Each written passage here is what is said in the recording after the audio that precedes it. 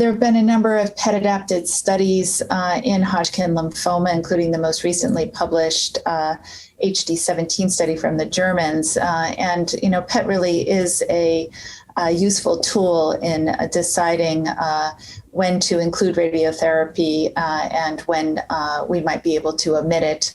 We do know that there is a slightly higher risk of relapse generally in most studies where they have compared radiation to no radiation. So I think this is really where we're going. I think with the novel drugs that have been introduced in classic Hodgkin lymphoma, including Brentuximab vedotin and checkpoint inhibitors, Pembrolizumab and Nivolumab. I think we're seeing these being used more and more in the upfront setting.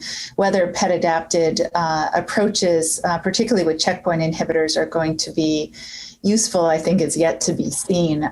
But for now, particularly in patients with early stage disease, I think using early PET response, we can omit radiation in most patients and again, prevent a lot of the late toxicities that may be seen. One caveat to that is we know that radiotherapy techniques have really improved over time, and the dose, the field, and the machinery is much different.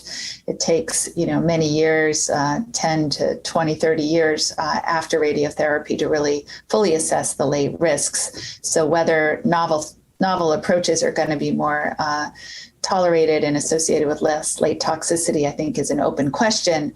But for now, I think as much as we can, it is favorable to omit the radiation.